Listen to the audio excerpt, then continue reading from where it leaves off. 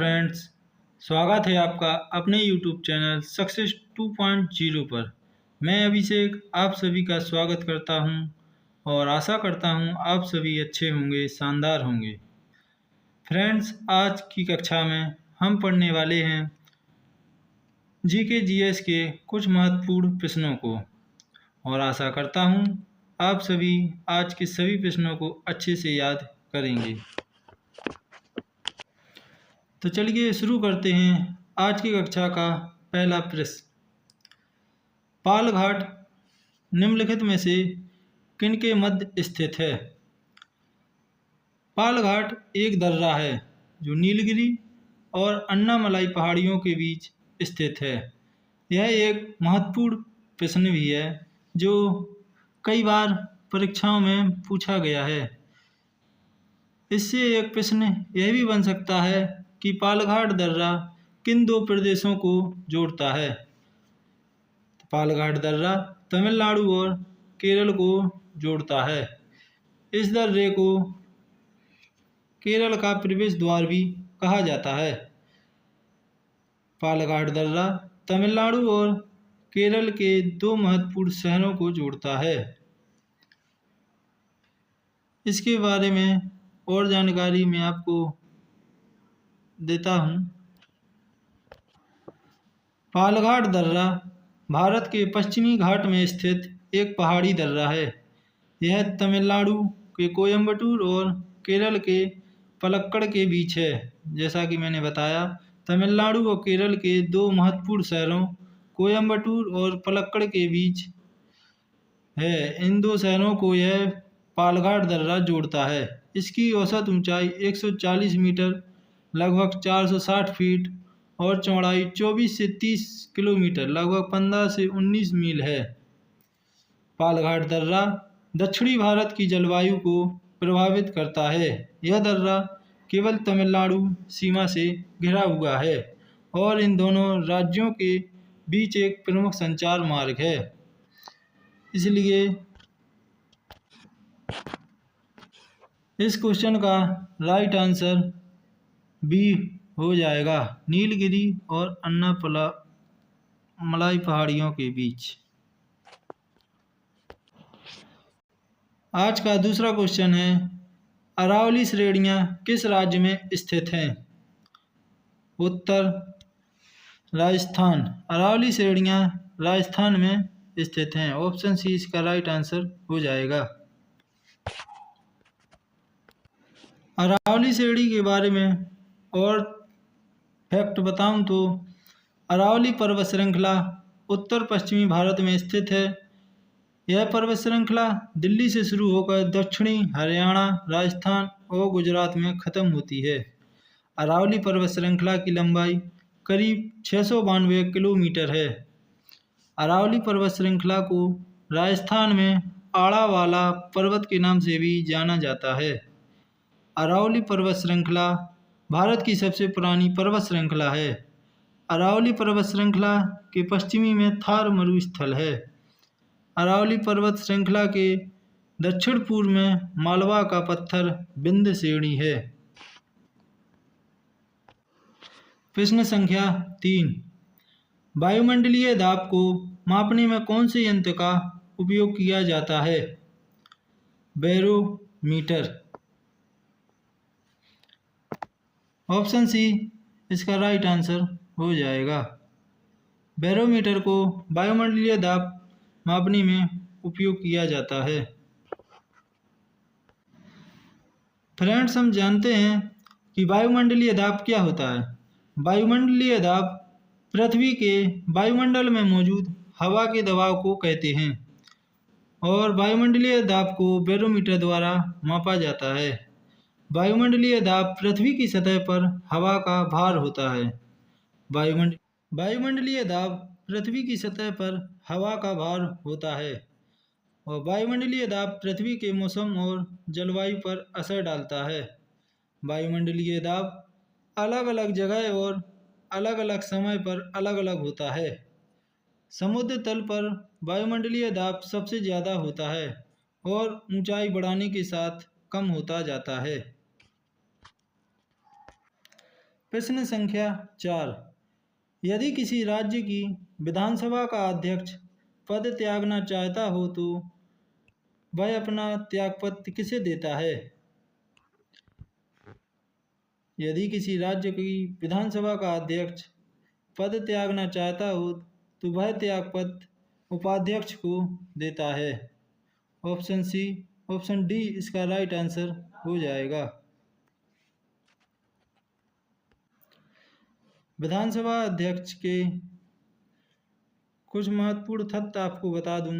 विधानसभा का अध्यक्ष अपना त्यागपत्र विधानसभा के उपाध्यक्ष को देता है।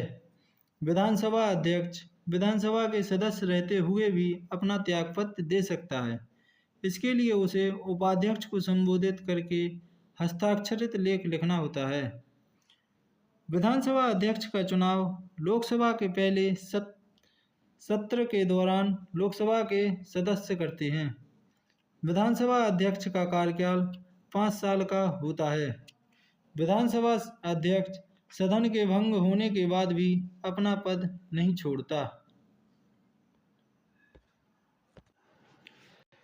प्रश्न संख्या 5। इंडिया विंस फ्रीडम पुस्तक किसकी आत्मकथा है?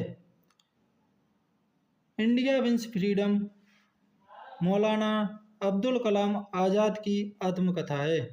ऑप्शन सी इसका राइट आंसर हो जाएगा।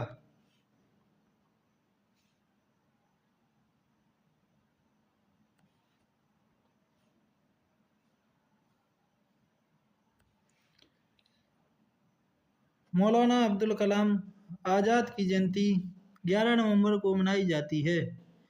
इसी दिन 11 नवंबर को राष्ट्रीय शिक्षा दिवस भी हम मनाते हैं। मौलाना अब्दुल कलाम आज़ाद की आत्मकथा इंडिया विंस फ्रीडम है और यह किताब भारत की आज़ादी की कहानी है। इस किताब में मौलाना आज़ाद ने देश के विभाजन के लिए पंडित नेहरू की महत्वाकांक्षा, कृष्ण मेनन और गांधी जी को भी जिम्मेदार ठहराया है। मौलाना आज़ाद ने हिंदू मुस्लिम एकता को बढ़ावा देने के लिए अल हिलाल नाम के एक अखबार भी शुरू किया था। भारत की आज़ादी के बाद मौलाना आज़ाद भारत सरकार में पहले शिक्षा मंत्री बने। प्रश्न संख्या 6। ईरानी ट्रॉफी किस खेल से संबंधित है? ईरानी ट्रॉफी क्रिकेट खेल से संबंधित है। ऑप्शन डी इसका राइट आंसर हो जाएगा।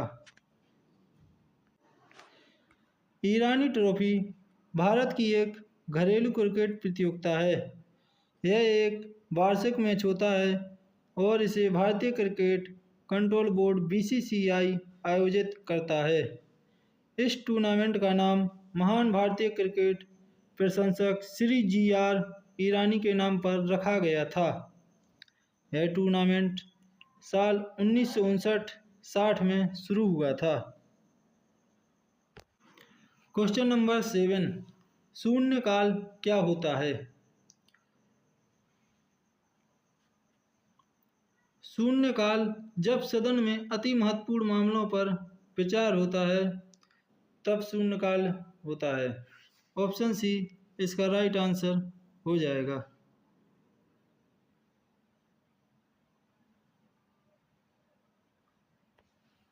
इसकी और अधिक जानकारी बताऊं तो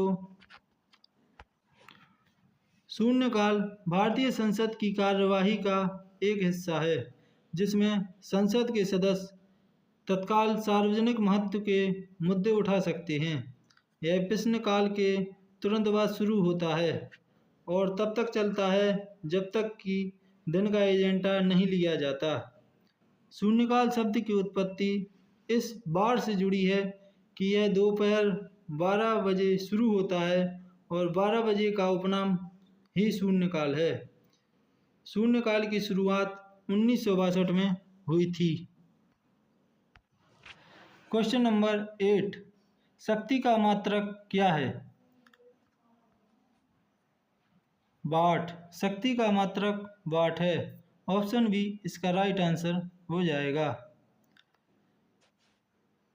फ्रेंड्स, आपको बता दूं, शक्ति क्या कहलाती है? पावर। शक्ति का मात्रक वाट W है। शक्ति का यह ऐसा ही मात्रक है। शक्ति का मतलब है समय की प्रति इकाई स्थानांतरित ऊर्जा की मात्रा। मतलब जितनी प्रति इकाई में ऊर्जा स्थानांतरित होगी उसी को हम शक्ति कहते हैं। शक्ति की SI इकाई वाट का नाम जेम्स वाट के नाम पर रखा गया है। 1 वाट बराबर 1 जूल प्रति सेकंड होता है। शक्ति की औद्योगिक इकाई हॉर्स पावर है। औद्योगिक क्षेत्र में शक्ति मापने के लिए अश्व शक्ति का इस्तेमाल किया जाता है। एक अश्व शक्ति बराबर 746 वाट होते हैं और 1 किलोवाट पावर का मतलब है 1 सेकंड में किए गए 1000 जूल कार्य। क्वेश्चन नंबर 9, सूर्य से पृथ्वी की दूरी कितनी है? सूर्य से पृथ्वी की दूरी 150 मिलियन किलोमीटर है। इसका ऑप्शन सी राइट आंसर हो जाएगा।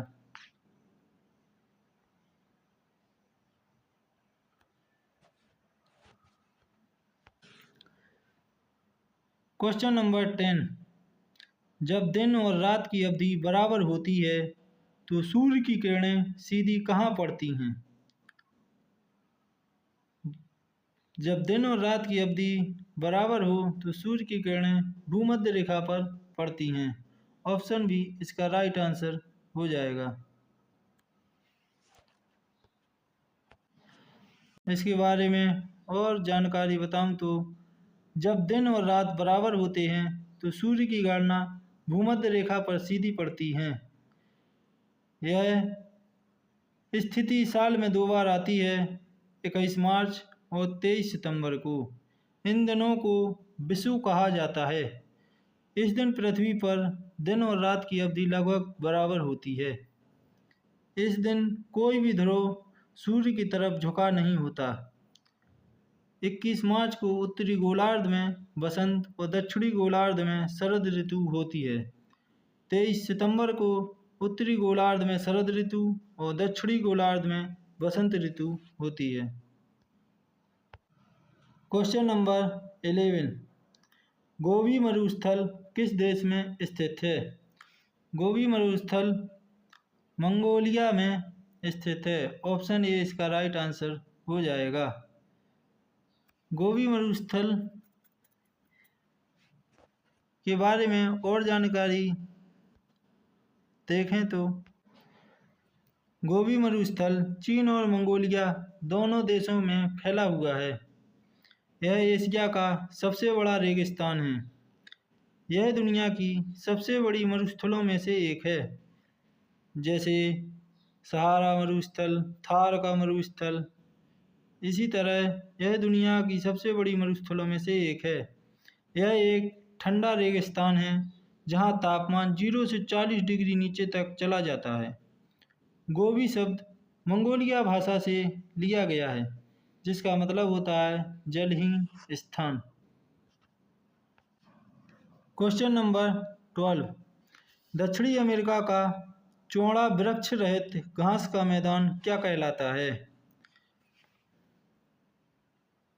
ऐसा स्थान जहाँ पर वृक्ष ना हो उस घास के मैदान को पंपास कहते हैं। ऑप्शन बी इसका राइट आंसर हो जाएगा।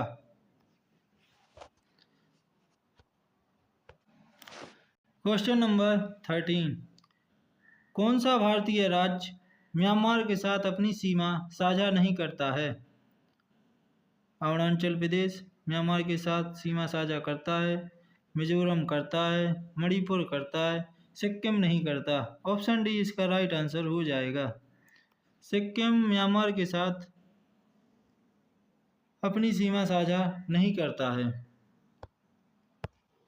क्वेश्चन नंबर 14, निम्नलिखित नदियों में से कौन सी अपने भ्रंश घाटी प्रभाव के लिए प्रसिद्ध है? दामोदर नदी अपने भ्रंश घाटी प्रभाव के लिए प्रसिद्ध है। ऑप्शन बी इसका राइट आंसर हो जाएगा। क्वेश्चन नंबर 15, बायोगैस में मुख्यतः कौन सी गैस होती है? बायोगैस में मीथेन और कार्बन डाइऑक्साइड गैस होती है, जिसमें मीथेन गैस सबसे ज़्यादा पाई जाती है। ऑप्शन सी इसका राइट आंसर हो जाएगा।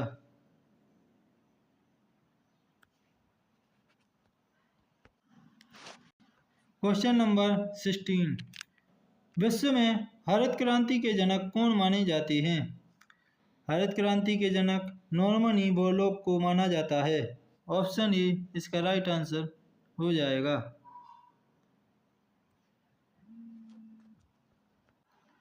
क्वेश्चन नंबर 17, भारत में जूट उद्योग सर्वाधिक किस राज्य में पाया जाता है?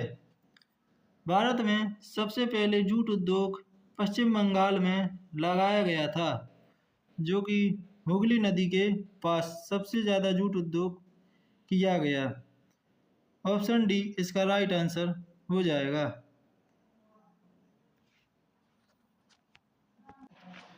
क्वेश्चन नंबर 18, शरीर में अतिरिक्त ग्लूकोज ग्लाइकोजन में परिवर्तित होकर कहाँ भंडार करता है? यकृत में। यकृत में ग्लूकोज ग्लाइकोजन में परिवर्तित होकर भंडार के रूप में संयोजित किए रहता है। ऑप्शन बी इसका राइट आंसर हो जाएगा। यकृत आप सभी को पता होगा, यकृत शरीर की सबसे बड़ी ग्रंथि है। जीवन की मूलभूत इकाई क्या है? कोशिका हमारे जीवन की मूलभूत इकाई है। ऑप्शन ए इसका राइट आंसर हो जाएगा। क्वेश्चन नंबर 20, कोशिका का शक्ति स्रोत होता है माइटोकॉन्ड्रिया। माइटोकॉन्ड्रिया को कोशिका का शक्ति स्रोत कहते हैं। ऑप्शन बी इसका राइट आंसर हो जाएगा। फ्रेंड्स, आज की कक्षा में हमने 20 जीके जीएस के महत्वपूर्ण क्वेश्चनों को कंप्लीट किया है। आज का हमारा कंटेंट आपको कैसा लगा? वीडियो पसंद आई कि नहीं आई? कमेंट सेक्शन में ज़रूर बताएं। और आज का कंटेंट अच्छा लगा हो तो सब्सक्राइब शेयर ज़रूर करें। धन्यवाद।